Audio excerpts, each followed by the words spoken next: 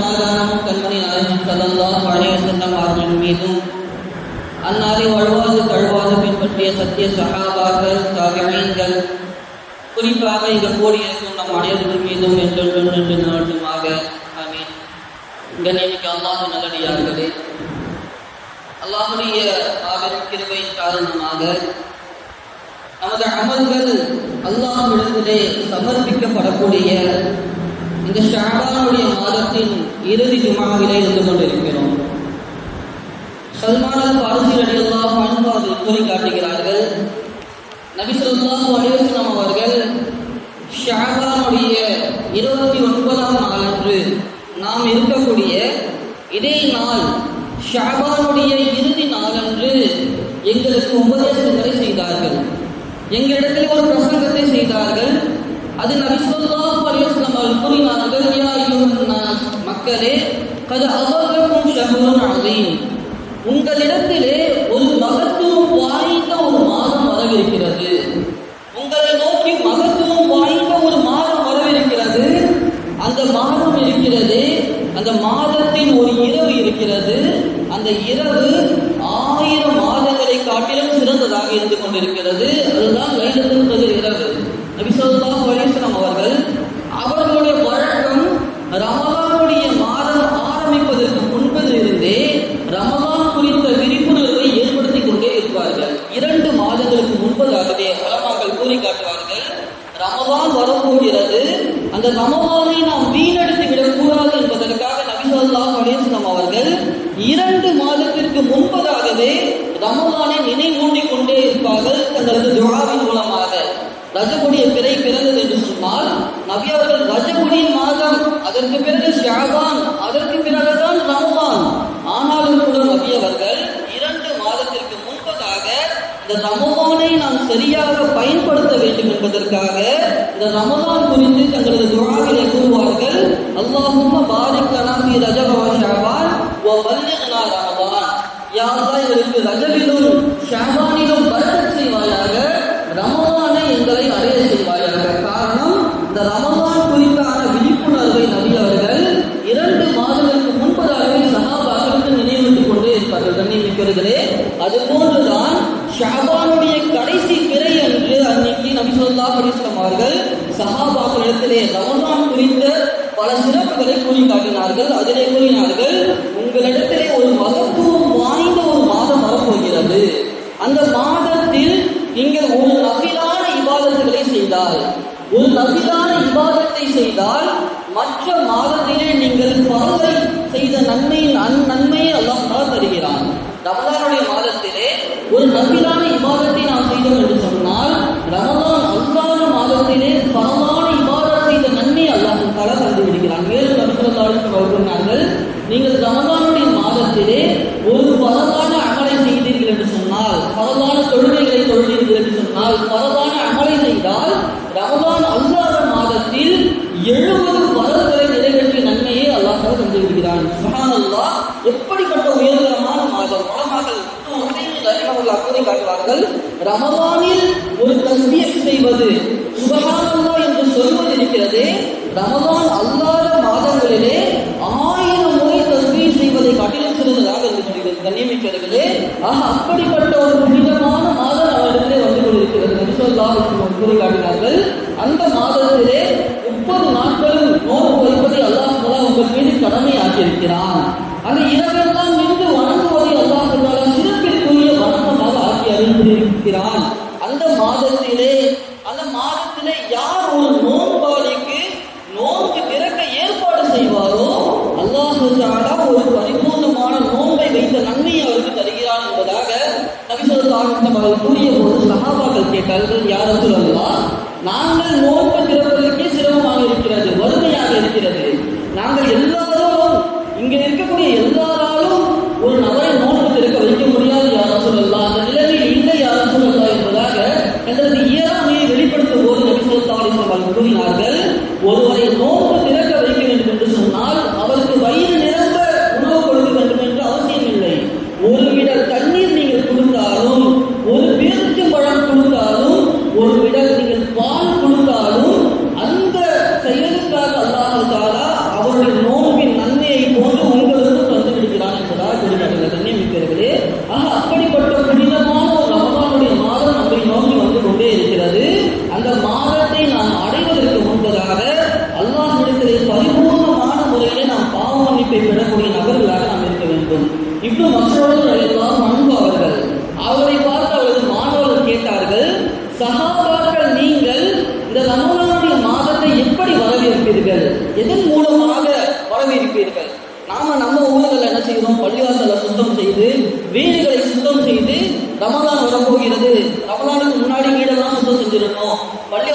தொழுகின்றோம், பெருக்கின்றோம், நீங்க எப்படி ரமதானை வரவேற்பீர்கள் என்பதாக இப்னு மஸ்ஊத் ரலியல்லாஹு அன்ஹு அவர்கள் கேட்கக்கூடிய சமயத்திலே இப்னு மஸ்ஊத் ரலியல்லாஹு அன்ஹு அவர்கள் கூறி காட்டினார்கள், நாங்கள் சஹாபாக்கள் ரமதானை எப்படி வரவேற்போம் என்று சொன்னால், ரமதானுடைய மாதம் எங்களிடத்திலே வரக்கூடிய சமயத்திலே நாங்கள் பிற முஸ்லிம்களை பற்றி, எங்களுடைய சகோதரர்களை பற்றி எங்களது உள்ளத்தில் ஒரு தவறான எண்ணம், பொறாமை, குரோதம் போன்ற எண்ணங்கள் எங்கள் உள்ளத்தில் வைத்துக் கொண்டு ரமதானை அடைவதற்கே நாங்கள் பயப்படுவோம். ரமதானை அடைவதை நாங்கள் பயப்படுவோம்.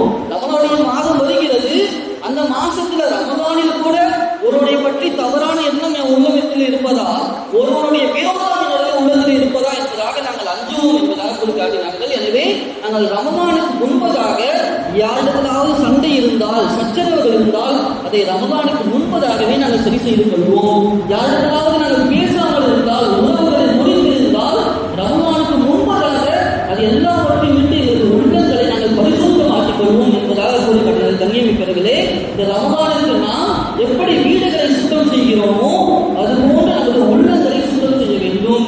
பாவத்தின் கரைகளை விட்டு அல்லாஹ்விடத்திலே பரிபூர்ணமான தௌபாவை பெறக்கூடிய நபர்களாக நாம் ஆகி ரமதானை வரவேற்க வேண்டும். அதுபோன்று நமது உள்ளத்திலே யாரை பற்றியும் தவறான எண்ணம் இல்லாதவர்களாக, எந்த உறவையும் முறிக்காத நபர்களாக நமது உள்ளத்தை பரிபூர்ணத்துவப்படுத்தி இந்த ரமதானை நாம் வரவேற்க வேண்டும். கண்ணியமிக்கவர்களே, மஸ்ஊத் இப்னு முஹம்மது அல் ஹம்தானி என்பதாக சொல்லக்கூடிய ஒரு மிகப்பெரிய இறைநேசர் இருந்தார்.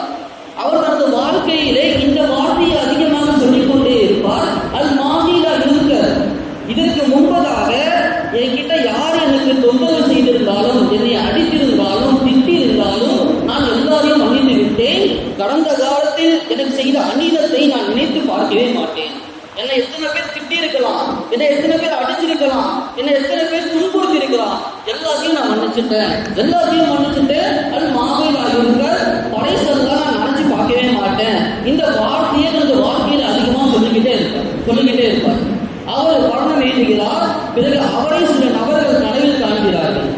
அவரை பார்த்து, அல்லாஹ் உங்களிடத்தில் எப்படி நடந்து கொண்டான், நீங்கள் மன்னித்து விட்டீர்கள், அல்லாஹ் உங்களுடன் எப்படி நடந்து கொண்டான் என்பதாக கேட்கக்கூடிய சமயத்திலே அவர்கள் கூறிய வார்த்தை, அல்லாஹ் இடத்தில் கூறினான், அல் மாஹிலா இருக்க. நீங்கள் கடந்த காலத்திலே உலக வாழ்க்கையிலே என்னென்ன பாவங்கள் செய்தீர்கள் என்பதாக இங்கே நினைவு பெறப்படாது. அந்த பாவத்தை எல்லாம் நான் மன்னித்து விட்டேன். எப்படி நீங்கள் உலகத்தில் வாழக்கூடிய சமயத்திலே எல்லாரையும் மன்னித்து பழகினீர்களோ, உங்களிடத்துல எவ்வளவு தப்பு நடந்தாலும் நீங்கள் அதை விட்டுக் கொண்டு வாழ்ந்தீர்களோ, நீங்கள் செய்த அந்த பாவங்கள் அல் மாலிலா இருக்க அது மன்னிக்கப்பட்டு விட்டது, அதை பற்றி பேசப்படாது என்பதாக அல்லாஹ் கூறிவிட்டான் என்பதாக கூறிக்காட்டுகிறது. கண்ணியமித்திருந்தே, ஆக உலகத்தில் நாம் வாழக்கூடிய சமயத்திலே நமக்கு யாரெல்லாம் துன்பம் தந்திருக்கலாம், சில மன கஷ்டங்கள், வருத்தங்கள் ஏற்பட்டிருக்கலாம், இருந்தாலும் கூட நாம் அவர்களை மன்னித்து பழக வேண்டும். அபூபக்கர் ரலியல்லாஹு அன்ஹு அவர்கள் ஒரு நபர்களுக்கு அதிகமாக தான தர்மங்களை கொடுத்து கொண்டு வந்திருந்தார்கள். அந்த நபர் ஆயிஷா ரலியல்லாஹு அன்ஹா அவர்களை பற்றி ஒரு தவறான கருத்து உம்மத்திலே பரவி கொண்டிருக்கக்கூடிய சமயத்திலே அந்த கருத்தை அவரது வாயாலும் அந்த கருத்து உண்மையாக இருக்குமோ என்பதை போன்று ஒரு வார்த்தையை சொல்லிவிடுகிறார். உடனடியாக அபூபக்கர் ரலியல்லாஹு அன்ஹு அவர்களுக்கு கடுமையாக கோபம் வந்து விடுகிறது. நான் இந்த நபருக்கு உதவி செய்ய மாட்டேன் என்பதாக சத்தியம் செய்து விடுகிறார்கள். இதனை கண்டித்து அல்லாஹ் தஆலா வசனத்தை இறக்கினால், அல்லாஹ் உங்களை மன்னிக்க வேண்டும் என்று நீங்கள் விரும்ப மாட்டீர்களா? அப்ப நீங்க மன்னிங்க, நீங்க மன்னிச்சீங்கன்னு சொன்னா அல்லாஹ் உங்களை மன்னிப்பான். அப்ப கண்ணியமிக்கிறது, நாம் மன்னித்து பழக வேண்டும். இந்த ரமதானுக்கு முன்பதாக நமது உள்ளத்தில் இருக்கக்கூடிய பிறரை பற்றி இருக்கக்கூடிய தவறான எண்ணங்கள், நமக்கு மத்தியில் இருக்கக்கூடிய சண்டை சச்சரவுகள், அண்ணன் தம்பி சண்டையா, பங்காளி சண்டையா, எல்லா சண்டையும் நாம் என்ன செய்ய வேண்டும்? அவரிடத்தில் பேசி நமக்கு மத்தியிலே சமரசம் ஏற்படுத்தி நமது உள்ளத்தை பரிபூர்ணமான முறையிலே இந்த ரமதானை அடையக்கூடிய உள்ளமாக நமது உள்ளத்தை மாற்றியாக வேண்டும். கண்ணியமிக்கிறவர்களே, அது மட்டுமல்ல, இந்த ரமதானிலே நான் என்னென்ன அமல்களை செய்ய போகிறேன் என்பதாக ஒரு உறுதியுடன் நாம் செல்ல வேண்டும். இந்த ரமதானிலே நான் எவ்வளவு தொழுவேன், எவ்வளவு சதகாக்களை செய்வேன் என்பதாக நாம் உறுதி எடுத்து செல்ல வேண்டும். இந்த ரமதானிலே எந்த ஒரு நாளிலும் சதகா இல்லாமல் நான் கழிக்க மாட்டேன், எந்த ஒரு நாளையும் நான் சதகா செய்யாமல் கழிக்க மாட்டேன் என்பதாக இது போன்ற அமல்களுடைய ஒரு பட்டியலை நாம் உறுதி எடுத்து செல்ல வேண்டும். கண்ணியமிக்கிறது, அதே போன்று ரமதானை பற்றி சொல்லக்கூடிய சமயத்திலே அல்லாஹ் தஆலா திருமறையிலே கூறி காட்டுவான், ஷஹ்ரு ரமதான் அல்லதி உன்சில ஃபீஹில் குர்ஆன். இந்த ரமதானுடைய மாதம்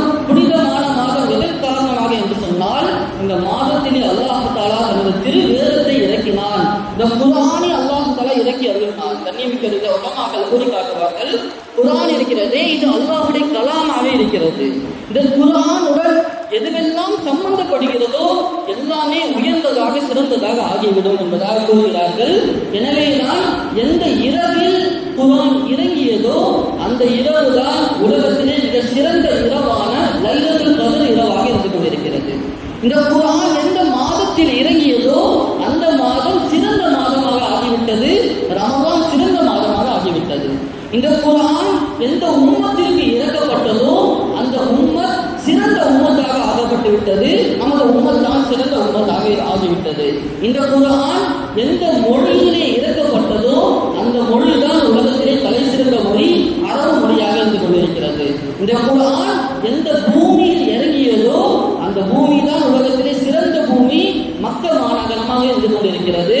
இந்த குர்ஆனை யார் கொண்டு வந்தார்களோ அந்த மலக்குமார்களின் தலைவர்களாக ஆகிவிட்டார்கள். கண்ணியமிக்கவர்களே, இந்த குர்ஆனுடன் எதுவெல்லாம் தொடர்புடையதாக ஆகிவிடுமோ அதுவெல்லாம் சிறந்ததாக மாறிக்கொண்டே இருக்கும். எனவேதான் நபி ஸல்லல்லாஹு அலைஹி வஸல்லம் அவர்கள் சொன்னார்கள், மனிதர்களில் சிறந்தவர் யார் என்று சொன்னால், யார் குர்ஆனை தானும் கற்று பிறருக்கும் அதனை கற்றுக் கொடுக்கிறாரோ அவர் மனிதர்களில் சிறந்த மனிதராக ஆகிவிடுகிறார். கண்ணியமிக்கவர்களே, அந்த குர்ஆனுடைய மாதம், குர்ஆன் இறங்கிய மாதம் ரமலானுடைய சமயத்திலே நோன்பு வைப்பதற்குண்டான காரணங்களை அல்லாஹ் பல காரணங்களை உலமாக்கள் கூறினாலும் முதன்மையான ஒரு காரணமாக அல்லாஹ் கூறக்கூடிய அந்த வசனத்தை வைத்து கூறுவார்கள், ரமலான் குர்ஆன் இறங்கிய மாதம், எனவே இதை சங்கை செய்யும் வண்ணமாகத்தான் அல்லாஹ் தஆலா நோன்பு வைக்கவே நமக்கு கட்டளையிட்டிருக்கிறான் என்பதாக கூறி காட்டுவார்கள். கண்ணியமிக்கவர்களே, எனவே இந்த ரமலான் இருக்கிறது இது குர்ஆனுடைய மாதம், குர்ஆனுடன் நம்மை தொடர்பு ஏற்படுத்தக்கூடிய மாதமாக இருந்து கொண்டிருக்கிறது. மாலிக் ரஹிமஹுல்லாஹ் அவர்களை பற்றி கூறுவார்கள், இமாம் மாலிக் ரஹிமஹுல்லாஹ் அவர்கள் தன்னுடைய வாழ்க்கை முழுவதும் ஹதீஸுக்காக அர்ப்பணித்தவர்கள். நபி ஸல்லல்லாஹு அலைஹி வஸல்லம் அவருடைய ஹதீஸை அதை விளக்கக்கூடிய விஷயத்திலே, அதை மக்களிடத்திலே கொண்டு போய் சேர்க்கக்கூடிய விஷயத்திலே தனது வாழ்க்கையை அர்ப்பணித்தவர்கள் இமாம் மாலிக் ரஹிமஹுல்லாஹ் அவர்கள். அவர்கள் வருடம் முழுவதும் ஹதீஸுடைய துறையிலே ஈடுபட்டு கொண்டிருப்பார்கள். ஆனால் ரமலான் வந்துவிட்டது என்று சொன்னால் அவர்கள் பிற மக்களிடத்திலே கூட பேச மாட்டார்கள். லா கலாம ஃபீஹி இல்லா மஅல் குர்ஆன், இந்த ரமலானுடைய மாதம் வந்துவிட்டது என்று சொன்னால் என்னுடைய பேச்சு குர்ஆனுடன் மட்டும்தான் இருக்கும், மற்ற யாரிடத்திலும் அவர்கள் பேச மாட்டார்கள், குர்ஆனை ஓதிக்கொண்டே இருப்பார்கள், குர்ஆனை ஓதிக்கொண்டிருப்பார்கள். கண்ணியமிக்கவர்களே, நாம் சிந்தித்து பார்க்க வேண்டும், நமது வாழ்க்கையிலே அந்த குர்ஆனுடைய தொடர்பு எந்த அளவுக்கு இருந்து கொண்டிருக்கிறது. உலமாக்கள் கூறி காட்டுவார்கள், குர்ஆனுக்கு செய்ய வேண்டிய கடமைகள் 5 கடமைகள் இருந்து கொண்டிருக்கிறது. ஒவ்வொரு முஸ்லிமும் குர்ஆனுக்கு செய்ய வேண்டிய கடமைகள் 5 கடமைகள் இருந்து கொண்டிருக்கிறது. அதில் முதலாவது, குர்ஆன் அல்லாஹ்வுடைய வேதம் என்று மனதால் ஈமான் கொள்வது. இது அல்லாஹ்வுடைய வார்த்தைகள், இது படைக்கப்பட்ட ஒரு படைப்பல்ல, அல்லாஹ் பேசிய வார்த்தைகள் என்பதாக நாம் உள்ளத்தால் உறுதியாக ஈமான் கொள்வது. இரண்டாவது கடமை உலமாக்கள் கூறி காட்டுவார்கள், இந்த குர்ஆனை ஓதுவது, ஓதக்கூடிய குர்ஆனை கேட்பது. இது ஒவ்வொரு முஸ்லிமின் மீதும் கடமையாக இருந்து கொண்டிருக்கிறது. கண்ணியமிக்கவர்களே, அல்லாஹ் தஆலா முழு மனித சமுதாயத்திற்கும் நேர்வழி காட்டும் வண்ணமாக குர்ஆனை இறக்கினாலும் கூட குறிப்பாக நமக்காக அல்லாஹ் இறக்கி இருக்கிறான். அந்த குர்ஆனை நான் ஓதக்கூட தெரியாமல் மன்னித்து விட்டேன் என்று சொன்னால், அல்லாஹ் என்னிடத்திலே பேசுவதற்காக இறக்கிய அந்த குர்ஆனை நான் பார்க்காமல், ஓத தெரியாமல் மன்னித்து விட்டேன் என்று சொன்னால் என்னை விட துர்பாகியசாலி யாராக இருந்து வேண்டும். கண்ணியமிக்கிறதே, எனவே குர்ஆனை ஓதுவது ஒவ்வொரு முஸ்லிமின் மீதும் கடமையாக இருந்து கொண்டிருக்கிறது என்பதாக உலமாக்கள் நமக்கு கூறி காட்டுகிறது. கண்ணியமிக்கிறவர்களே, எப்படி குர்ஆனுடன் முன்னால் வாழ்ந்தவர்கள் எல்லாம் தொடர்புடையதாக இருந்து கொண்டிருந்தார்கள். அபூபக்கர் இப்னு அய்யாஷ் என்றால் சொல்லக்கூடிய மிகப்பெரிய இறைநேசர் அவர்கள் தனது மரண தருவாயிலே தனது மகனை அழைத்து கூப்பிட்டார்கள், அழைத்து கூறினார்கள், மகனே, நீ எங்கு சென்று வேணாலும் பாவங்களை செய்துவிடு, எங்கு போய் வேணா பாவம் செஞ்சுக்கோ, ஆனால் எனது அந்த அறையில் மட்டும் நீ அமர்ந்து பாவம் செய்து விடாது என்பதாக கூறி காட்டினார்கள். உடனே மகனுக்கு ஆச்சரியம், எங்குமே பாவம் செய்யக்கூடாதுன்னு சொன்னா பரவாயில்லை, இந்த அறையில் மட்டும் ஏன் பாவம் செய்யக்கூடாது என்பதாக தந்தை கூறுகிறார் என்பதாக தந்தை இடத்துல கேட்கிறார்கள். ஏன் இப்படி சொல்றீங்க? அவர் சொன்னாரு, நான் அந்த அறையில் அமர்ந்து மட்டும் பார்த்து 1000 முறை குர்ஆனை ஓதி முடித்திருக்கிறேன். எனது வாழ்நாளில் அந்த அறையில் அமர்ந்து 1000 முறை குர்ஆனை நான் ஓதி முடித்திருக்கிறேன். அந்த பரக்கத்தை, அந்த அறையில் கிடைக்கக்கூடிய ரஹ்மத்தை நீ வீணாக்கி விடாது, பாவம் செய்து என்பதாக கூறுகிறார். கண்ணியமிக்கிறதே, இப்போ நமது முன்னோர்கள் எப்படி குர்ஆனுடன் தொடர்புடையாக இருந்தார்கள். ஒரு வயதான மூதாட்டி ஒருவர்கள் மரணத்துடைய படுத்துக் கொண்டிருக்கிறார்கள். அவர்கள் குடும்பத்தார்கள் நலம் விசாரிக்க வரக்கூடியவர்கள் பார்த்து விசாரிக்க வேண்டும் என்பதற்காக வீட்டுடைய ஹாலிலே படுக்க வைக்கிறார்கள், வீட்டுடைய வாசலிலே படுக்க வைக்கிறார்கள். அப்போது அந்த மூதாட்டி சொன்னார்கள், என்னை அந்த அறையில் சென்று படுக்க வையுங்கள், என்னை இங்கே படுக்க வைக்காதீங்க. அப்போ குடும்பத்தினர்கள் கூறுகிறார்கள், நீங்க இங்கே படுத்திருந்தாதான் வரவங்க எல்லாம் உங்களை விசாலமா வந்து பார்த்துட்டு போக முடியும், அந்த ரூமையே படுக்க வைக்க சொல்றீங்க. அப்போ அந்த பெண்மணி சொன்ன வார்த்தை, இந்த ஒரு நாளிற்காகத்தான் நான் மரணமாக போகிறேனே, இந்த நாளிற்காக அல்லாஹை நான் சந்திக்க போகக்கூடிய இந்த நாளிற்காகத்தான் அந்த அறையில் அமர்ந்து 4000 முறை குர்ஆனை ஓதி நான் கொடுத்திருக்கிறேன், 4000 முறை குர்ஆனை நான் ஓதி முடித்து சேமித்து வைத்திருக்கிறேன். எனவே என்னை நீங்கள் அந்த அறையில் அமர்த்துங்கள் என்பதாக கூறுகிறார்கள். கண்ணியமிக்கிறவர்களே, அப்படி குர்ஆனுடன் எந்த அளவுக்கு தொடர்புடைய சமுதாயமாக நாம் இருந்து கொண்டிருக்கிறோம். கண்ணியமிக்கிறவர்களே, என்று இந்த உம்மர் அந்த குர்ஆனை தலை உள்ளத்தில் சுமந்து கொண்டு தனக்கு முன்னோடியாக வைத்து வாழ்ந்து கொண்டிருந்ததோ அதுவரை இந்த உலக மக்கள் நமது சமுதாயத்தை தலைவர்களாக ஆக்கிக் கொண்டிருந்தார்கள். என்று அந்த குர்ஆனை நாம் ஓரமாக ஒரு பெட்டியில் அடைத்து ஓரமாக வைத்து விட்டோமோ, இந்த உலகமும் இந்த இஸ்லாமியர்களை ஓரமாக கழிவிட்டார்கள். உலமாக்கள் கூறி காட்டுவார்கள், ஒரு மோசமான காலம் வரும், ஒரு மோசமான காலம் வரும். அந்த காலத்திலே மக்கள் குர்ஆனை தங்களது வீடுகளில் இருக்கக்கூடிய ஷெல்ஃபுகளிலே வைத்து விடுவார்கள். அதன் மீது புழுதிகள் படிந்திருக்கும், 8 கால் பூச்சிகள் கூடுகள் கட்டியிருக்கும். அப்படி இருந்தது என்று சொன்னால் அறிந்து கொள்ளுங்கள், அதுதான் மோசமான காலம் என்பதாக கூறினார்கள். கண்ணியமிக்கவர்களே, அதனுடைய விளக்கமாக இன்னொரு விஷயத்தை கூறுவார்கள். எந்த வீடுகளில் குர்ஆன் ஓதப்படாமல் ஓரமாக வைக்கப்பட்டு அதன் மீது புழுதிகள் படிந்திருக்குமோ அந்த வீடு அல்லாஹ்வுடைய பார்வையிலே மோசமான வீடு என்பதாக கூறுகிறார்கள். கண்ணியமிக்கவர்களே, எனவே நாம் குர்ஆனுடன் தொடர்புடையவர்களாக ஆக வேண்டும். அதற்கான ஒரு மாதம் தான் ரமதானுடைய மாதம். இந்த மாதத்தை முழுமையான முறையிலே குர்ஆன் ஓதுவதிலே நாம் கழிக்க வேண்டும். குர்ஆன் ஓத தெரியாதவர்களுக்குண்டான ஒரு அருமையான ஏற்பாட்டினை நமது மஸ்ஜிதின் சார்பாக இந்த ரமதானிலே ஏற்பாடு செய்யப்பட்டிருக்கிறது. பெரியவர்களுக்கான வகுப்புகள் நமது மஸ்ஜிதிலே ஆரம்பிப்பதற்கான ஒரு அழகான தர்த்தீபை ஏற்படுத்தியிருக்கிறார்கள். சென்ற மாதம் பிப்ரவரி மாதம், அதாவது இந்த மாதம் 10ஆம் தேதி சென்னை புரசைவாக்கம் ஜாமியா மஸ்ஜிதிலே ஒரு அழகான ஒரு வகுப்பிற்கான குர்ஆன் துவக்க நிகழ்ச்சி வைத்திருந்தார்கள்.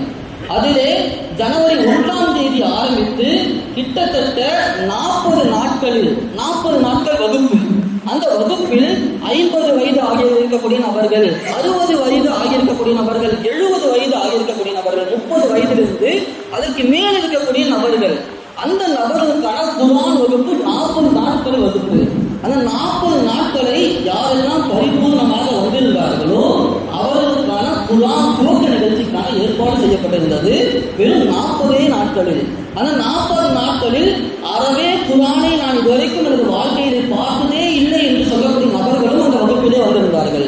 நான் குர்ஆனை ஓதிக்கொண்டிருந்தேன், ஆனால் தஜ்வீது முறைப்படி எனக்கு ஓத தெரியாது, தஜ்வீதுடன் எனது குர்ஆனை நான் சரியாக்கி கொள்ள வேண்டும் என்றும் சொல்லக்கூடிய நபர்களும் அந்த வகுப்பிலே வந்து கலந்திருந்தார்கள்.